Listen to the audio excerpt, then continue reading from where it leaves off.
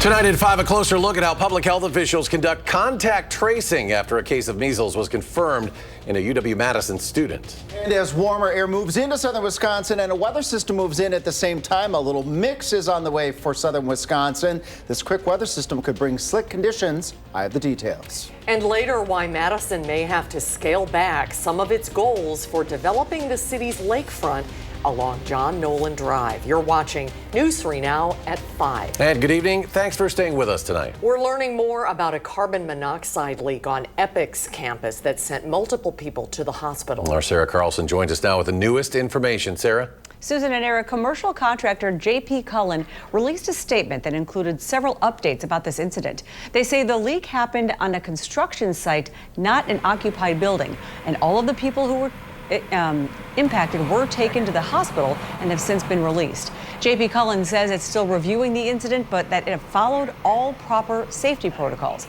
Earlier in the day, we heard from Dane County Dispatch that the incident happened just before 7:15 last night. They told us 4 people were hospitalized. Now, we still have not received information about what possibly caused the leak. Susan and Eric? Sarah, thank you. A man facing charges after police say he broke into a woman's home with a gun overnight. Madison police officers responded to Ruskin Street. That's on the city's east side, just before 11. And upon arrival, a woman opened the door and ran out screaming that there was a man with a gun. Officers arrested the man, found the weapon inside the home. They say he broke in, demanded money from the victim, and took her phone so she couldn't call for help. The woman was injured. Police say she and the suspect know each other. A young child was home at the time of the break-in but did not get hurt. Now to the weather. We're keeping an eye on snow chances overnight that might impact the morning commute. Chief Meteorologist Alex Harrington is here with the details. Alex? Hey, Susan. Hey, Eric. Hey, southern Wisconsin. Sometimes when we have warm air moving in with a weather system, the trade-off is get a little mixed precipitation. That could cause some slick travel. Let's look at that timeline together here. As we get into the early morning hours, as we head towards 4, 5, 6 o'clock in the morning, some light snow showers developing across the area. That then turns to flurries, and when we have the flurries from mid to late morning hours towards noon, maybe into the early afternoon, that primes the environment for a little bit of freezing drizzle. Then we get a little brief break, and as I mentioned yesterday, this is a 2-part Clipper-like weather system with basically a repeat as we go into Friday morning. So both the Thursday morning commute and the Friday morning commute could have slick travel. Here's how that pans out. A little bit of snow activity, a little bit of freezing drizzle in southwest Wisconsin that ends as we head into the mid to late morning hours. Then we have that break. And then as we go into Thursday, late overnight going on into Friday, another part of this Clipper-like weather system sweeps on through southern Wisconsin, bringing us that mix of light snow, flurries, and some freezing drizzle right at those prime times that could impact the morning commute again Thursday morning, tomorrow morning, and Friday morning. When I come back in a little bit, I'll show you how much snow could accumulate with this weather event, how much ice could accumulate, and also we're going to track some fog as well and the latest on temperatures. Our folks probably want to know, are we still going to get warm with this wintry precipitation? I have that answer in a little bit. All right, Alex, thank you. We have an update now on the deadly crash last weekend that the Wisconsin Department of Justice is looking into. The Rock County Medical Examiner has identified those killed as 68-year-old Barney Hurd of Beloit and 43-year-old Carlos Hodges of Turtle.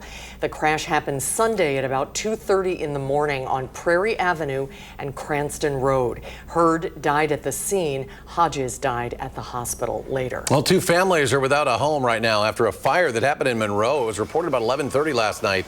Crews responded to a 2-story garage on 17th Avenue. That's not far from Monroe Middle School. Heat from the garage caused the siding of a nearby home to catch fire.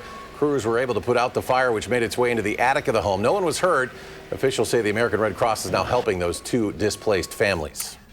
Right now, organizers at the Social Justice Center are appealing a request from the city of Madison. Well, the city says the nonprofit is allowing a, quote, public nuisance, but organizers disagree. Our Tanisha Shaw has the story. Brenda Conkle serves on the board for the Social Justice Center in Madison. SJC is an office space for other nonprofits and a community resource that provides resources like Narcan and free food. She received this letter from the city of Madison asking for changes at the center. Benches behind you have been here for 15 years.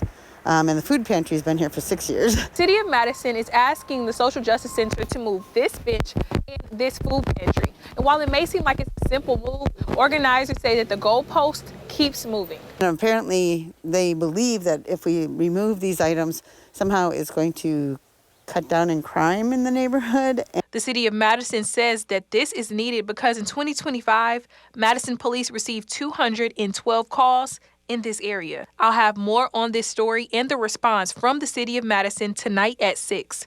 Reporting in Madison, Tanasia Shaw, News 3 Now. Tanasia, thank you. The social justice centers say they plan to appeal this decision in the near future. A bill supported by Wisconsin's crypto investors is making its way through the Capitol. Now, under current law, you cannot offer or sell any security in the state unless it meets certain criteria, like being registered with the Department of Financial Institutions. Assembly Bill 892 would specify that digital access staking does not fall under those rules. The bill's author and local advocates say this clarification would make a difference for the state's crypto holding entrepreneurs. We have heard people leaving Wisconsin and taking their business with them because of these rules. I shouldn't have to consider leaving our state or building elsewhere to reap the full benefits of this digital space. The Republican-backed bill has been referred to the Committee on Science, Technology, and Artificial Intelligence. Well, beer and politics don't always mix well, but a newly introduced bill would help beer festivals in Wisconsin. News 3 Now political reporter Ellie LaLiberte shows us how the state is trying to remove barriers to breweries around the country. It's no secret that beer festivals are a staple in Wisconsin, but updates to alcohol laws in recent years have made it more difficult for out-of-state breweries to participate. In 2023, Wisconsin updated its laws for making, distributing, and selling alcohol. That included a provision requiring out-of-state breweries to purchase expensive shippers permits to showcase at beer festivals. This newly introduced bill would ease that for out-of-state breweries by allowing them to send a limited amount of beer to festivals without the permit. We need out-of-state breweries because it's one of the things that sets us apart. Having breweries come into our festival, it's not just the breweries that come in. We're not like a lot of other festivals who have just volunteers that pour beer. We have the brewers that pour beer. We have staff from the brewery that come and talk about their product and their origin story. One of Madison's most iconic beer festivals, the Great Taste of the Midwest, lost 60 participating breweries last year who didn't want to pay that fee. Reporting in Madison, Ellie LaLiberte, News 3 Now. Thank you, Ellie. Now, the bill defines festivals as an event with at least 25 breweries. To have out-of-state vendors at a beer festival, the legislation requires the festival sponsors provide notice of the event's date and time 15 days before it happens. The city of Platteville has a new police chief. Lieutenant Josh Graband has been promoted to lead the department. He's worked for the department in various leadership capacities and will take over the role on March 2nd. Following the retirement of current chief Doug McKinley. Now to continuing coverage of the measles case involving a UW-Madison student, public health officials added more exposure locations connected to the student. News 3 Now's Jalen Banks joins us with where those and what health officials are doing to limit the spread. Jalen? Eric and Susan, confirmed measles cases in Dane County are rare. In Public Health Madison-Dane County, they're taking steps to ensure it stays that way. Monday, Public Health Madison-Dane County confirmed a UW-Madison student was infected with measles. The last confirmed measles case in Dane County was in 2024. Prior to that, the last one was in 2000. In response to the exposure, Public Health Madison-Dane County is working with the patient to see who they may have been in contact with during their infectious period. If those individuals are not immune to the disease, then they will have to quarantine for approximately 14 days. We're also holding daily meetings with our partners at the state and our community partners to talk about what we're doing, anything that's coming up, talking about the contacts, how many contacts we're identifying and having contact with each day. If there are people that are developing symptoms, we're making sure that we're developing really good communication pathways amongst ourselves and aligning our communication. Public health officials added more exposure locations on Tuesday. Those include the Merida Emergency Department on January 31st from 10 a.m. to 12:30 p.m. and several Metro bus routes. On January 26th, routes J, H, G, and O from 4 to 9 p.m.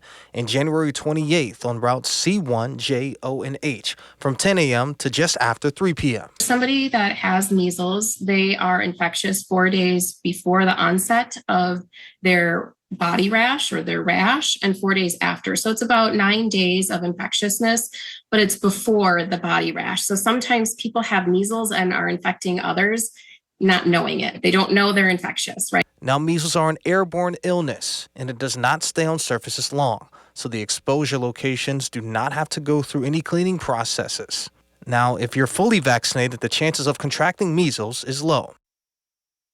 Now, for vaccine information and the latest exposure tracker, you can find those on Public Health Madison-Dane County's website. Jalen, thank you. Still ahead at 5, changes are planned for Madison's shoreline along Lake Monona. But a speed bump is threatening the project's progress. We'll share how the city is changing course later at 5. And warmer today, but we could see a quick system move through overnight. Alex returns with a full look at what's to come this week in your First Warn forecast. Plus, this Black History Month, Wisconsin's Historical Society will bring back the Hip Hop Museum exhibit. The new features the exhibit will display this time around. And mixed numbers on Wall Street. The Dow gains 260 points. The Nasdaq loses more than 350. S&P drops 35. We'll be right back.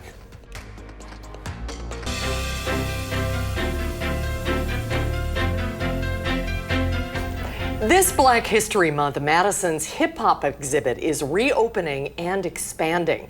Phase 2 of the Lead Between the Rhymes exhibit celebrates more than 50 years of hip hop culture in Wisconsin. Every Saturday this month, there will be free guided tours. The exhibit also now honors several past UW artists, students, professors, and student organizations that partnered with the Madison hip hop scene to organize the Hip Hop as a Movement conference and more. The exhibit is in the first floor lobby of the Wisconsin Historical Society's headquarters on State Street. It's open weekdays 10 to 5 and on Saturday from 10 to 4. Well, this weekend, the Madison Clerk's Office will test out election equipment. The test will take place at 9 in the morning on Saturday, February 7th at the Fannie Lou Hamer Annex. That's on East Washington. And you can watch staff try out ballot tabulators to make sure they're ready to tally votes accurately on Election Day. And that's coming up. That's on the 17th. In-person absentee voting for that election is currently underway. People in Madison can go to any in-person absentee location to vote. A full list of those locations is on the City of Madison website. You will need to bring an ID. Maybe some snow coming early tomorrow. And Chief Meteorologist Alex Harrington is here to give us more details on how this might affect the morning commute, Alex. Certainly could here. Sometimes that's the price we pay when we have warmer air moving in. We get a weather system. We get a little bit of a mix. I'm going to take you through the timeline here. So from, let's say, the early morning hours of Thursday, 3, 4, 5, 6 o'clock in the morning, heading towards the mid-morning hours, we're going to see some light snow showers develop for most of the WISC viewing area. Not everyone's going to get it. I'll show that to you in just a moment. Then we see a brief lightening up of those snow showers. That's when we could experience a little bit of freezing drizzle, then a full break from everything during the middle part of Thursday with another part. I said this last night. It was 2 parts as we go into the Friday night, late night and early morning time frame. We see more light snow and a little bit more freezing drizzle and some fog too in the forecast. That's why we're expecting slick travel for both commutes, the Thursday morning commute and the Friday morning commute. Here's Thursday morning with Future Track. We have a little bit of light snow for all of southern Wisconsin from the Mississippi River east through Madison, east through the Janesville area. Then that moves more towards the north and towards the east, southwest Wisconsin by mid to late morning on Thursday. We see those flurries left over, but areas Madison and I-39, I-94 and areas to the north, still some more snow showers. Then that's out here. Then as we go into late Thursday night, here comes round number 2. This is going to eye up very likely I-39, Madison, Dells, down to Janesville and areas off towards the north and towards the east. Southwest Wisconsin may get totally skipped with this second round of light snow and flurry activity. And in between, we could be having some freezing drizzle and also some fog as well. Overall amounts of snow, very, very light. A dusting to maybe a ½ inch, maybe an inch east of Madison towards Juneau, Beaver Dam, and Watertown. We're not expecting significant amounts of snow, but it takes just a little bit and just a little glaze of ice with that freezing drizzle. Best chance in southwest Wisconsin for a couple of slick spots as we go into Thursday morning and then again into Friday morning. And we have to track the fog here as well at times down to a quarter of a mile, maybe even locally down to an eighth of a mile or 0 as we go during parts of the overnight going on into Friday. On and off periods of patchy fog. Look at the Friday morning at midnight. Could have dense fog across southern Wisconsin as we start off Friday morning. In the addition, with a little bit of that light snow and freezing drizzle. That's our best chance for precipitation in the form of snow and rain as well as we go through the next 7 days in southern Wisconsin. Actual temperatures tonight getting down to 12 in Madison. You probably noticed the 20s in southwest Wisconsin. We'll see those temperatures bottom out, meaning our low will be pretty close to midnight and then rising temperatures overnight as that weather system moves in. In between those rounds of light snow and freezing drizzle and fog, 30s, mid-30s in some cases, maybe upper 30s in southwest Wisconsin on Thursday. So a mild day is expected. Another mild day early on Friday. Don't let your guard down. If you have plans till Friday night, those temperatures are going to take a quick tumble down into the single digits and then 20s on Saturday. That's not too bad. Sunday's looking good at 32 and then near 40 on Monday and Tuesday. I said earlier in the newscast, would we still have those warm temperatures in the forecast? Yes, we do have those in the forecast. Coming up tonight at 6, I'll let you know how long will that warm trend last, or at least the likelihood of it in southern Wisconsin. You may like the answer. That's at 6, but let's look at this photo here from Oxford. This is the moonrise up in the Oxford area from Gary. Gary, just scan that QR code. All you have to do is scan the QR code. It links you right up to our portal of weather photos, and we love to show those weather photos in southern Wisconsin because I can report about the weather, forecast about the weather, educate about the weather, but I always like to bring the viewers in to show the weather in southern Wisconsin. And we've got, though, some slick conditions on our way Thursday morning and Friday morning. Don't be taking pictures tomorrow morning unless you are safely planted on the ground and maybe looking out at some of those snowflakes. All right, Alex, thank you. Changes are planned for Madison's shoreline along Lake Monona and John Nolan Drive. It's a project that will cover 1.7 miles and 17 acres of land. Our Nash Dara shares the project's status and a little speed bump they're dealing with in the process. Nash? Hey, Eric and Susan. The timeline for Madison's reimagined Lakeway is still set with expected construction to begin in 2027.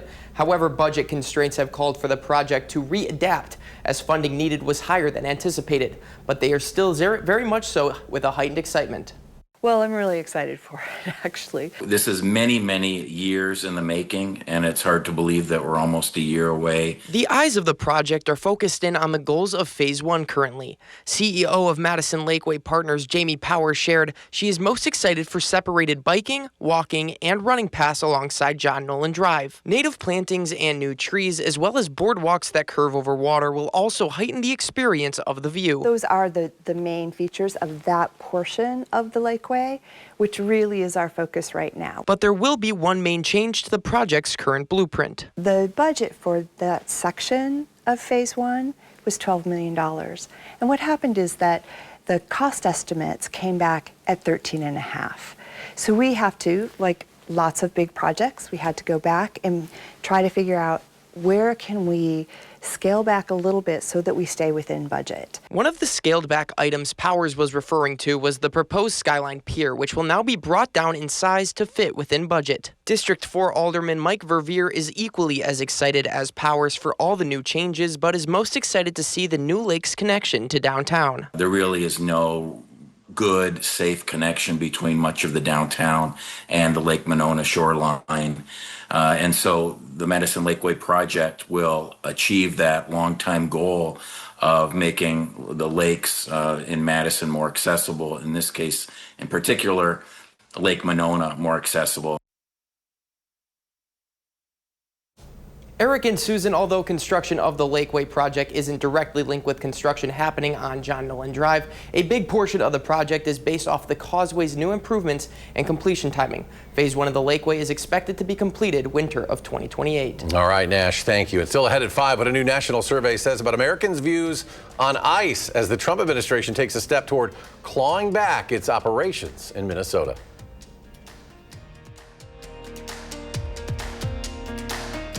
You're watching News 3 Now at 5, moving forward. A new Marquette Law School national survey shows 6 out of 10 Americans disapprove of the work that ICE is doing, but those views are sharply divided along partisan lines. Most Republicans approve of ICE's work. compared to a minority of independents and Democrats. And while 62% said the shooting of Renee Good was not justified, there is also a large partisan gap there as well, with 76% of Republicans, 21% of independents, and just 5% of Democrats saying it was justified. Now, most of the survey was done before the shooting of Alex Preddy on January 24th. The survey comes as the Trump administration draws back its crackdown in Minneapolis. Border Czar Tom Homan announced today the Department of Homeland Security is immediately withdrawing hundreds of personnel from Minnesota, leaving about 2,000 officers on the ground there. Homan says a total drawdown depends on cooperation with local and state law enforcement. Meanwhile, the president is doubling down on his calls to nationalize elections. The president specifically citing districts that he lost in 2020, continuing to falsely claim there was widespread fraud. President Trump says he wants the federal government to take charge, even though that may violate the Constitution. The president's comments have sparked alarm among Democrats. Some Republicans have also pushed back. Starting next month, green card holders will not be able to apply for loans through the Small Business Administration's 7A program. Now, this new guidance says applicants must be U.S. citizens or nationals to receive a loan of up to $5 million. The agency says the move is intended to create job opportunities for U.S. citizens. Critics argue the rule will hamper entrepreneurship. A new non-government report indicates that U.S. hiring slumped last month. Payroll company ADP says the economy added 22,000 private sector jobs in January. That's about half of what experts expected. ADP's chief economist says job creation has been slowing for 3 years, but wage growth has remained stable. The official government jobs data is delayed due to the brief government shutdown that ended Tuesday. We'll get a final check of the weather when we come back.